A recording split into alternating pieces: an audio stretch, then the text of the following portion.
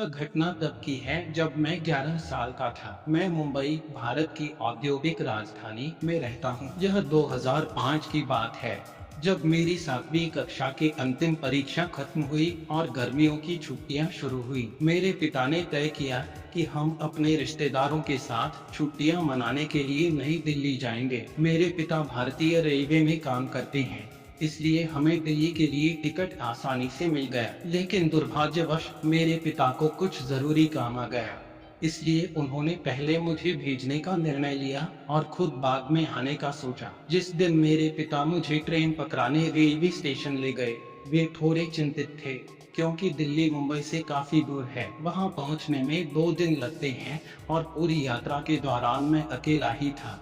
एक 11 साल के बच्चे के लिए यह काफी बड़ा काम था कि वह अजनबियों के साथ 2 दिन की यात्रा करे। उस समय जब वे ये सब सोच रहे थे, उन्होंने मेरा टिकट रद्द करने का विचार किया, लेकिन बाद में उन्हें पता चला कि उसी ट्रेन के ड्राइवर उनके दोस्त हैं, तो उन्होंने मुझे अकेले भेजने का निर्णय लिया। लेकिन इस बार अपने दोस्त के साथ। ट्रेन धीरे धीरे प्लेटफार्म छोड़ने लगी। ड्राइवर का दोस्त होने की वजह से ड्राइवर के साथ यात्रा करना काफी मजेदार था।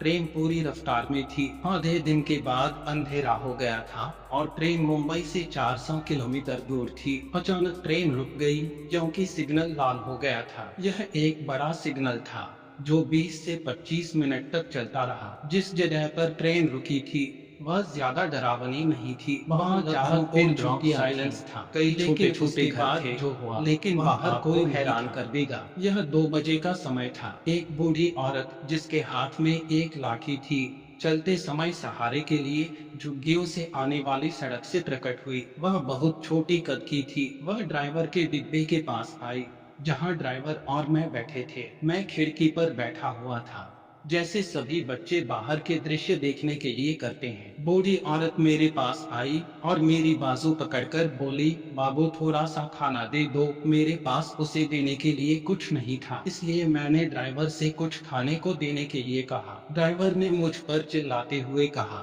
खिड़की पर मत बैठो, और उस बूढ़ी औरत पर भी चिल्लाया और कहा, मेरे पास तुम्हें देने के लिए कुछ भी नहीं है, यहाँ से चली जाओ। और उसे वहां से जाने के लिए कुछ गंदी बातें भी कह दी। इसके बाद ट्रेन फिर से चल पड़ी और फिर उसने मुझसे विनम्रता से पूछा, क्या तुम खिड़की पर बैठना चाहते हो? मैंने हाँ कहा। लेकिन फिर मैंने उससे पूछा कि उसने मुझे पहली बार खिड़की के पास बैठने पर क्यों चिल्लाया। फिर उसने मुझे सब कुछ समझाया और इसे सुनने के बाद दिल्ली की पूरी यात्रा के दौरान मैंने खिड़की के पास बैठने की हिम्मत नहीं की। उसने मुझे खिड़की के बाहर देखने और यह देखने के लिए कहा कि जहां मैं बैठा था वहां जमीन और ट्रेन की खिड़की के बीच कितनी दूरी है। उसने कहा, खिड़की जमीन से 11 फीट ऊपर है। एक इंसान, और वह भी एक छोटी कद की बूढ़ी औरत, कैसे 11 फीट ऊपर चढ़कर खाने के लिए मान सकती है? यह सुनकर मुझे समझ में आया कि वह कोई जीवित इंसान नहीं थी। ड्राइवर ने मुझे बताया कि वह एक बूढ़ी औरत की आत्मा थी जो बहुत गरीब थी, और जब भी ट्रेन वहां रुकती थी वह खाने या कुछ पैसे के लिए लोगों से मांगती थी। लेकिन 2 साल पहले वह औरत एक ट्रेन दुर्घटना में मारी गई थी, जब वह रेलवे ट्रैक पार कर रही थी और गिर गई थी। खुद को उठाने से पहले ही ट्रेन ने उसे टुकड़े टुकड़े कर दिया। उसने कहा कि वह आत्मा बुरी नहीं है, लेकिन अगर आप उसे एक बार कुछ खाने के लिए देते हैं तो वह आपको खाने के लिए कुछ पाने की उम्मीद में तब तक फॉलो करती रहती है, जब तक उसे भूख मिटाने के लिए कुछ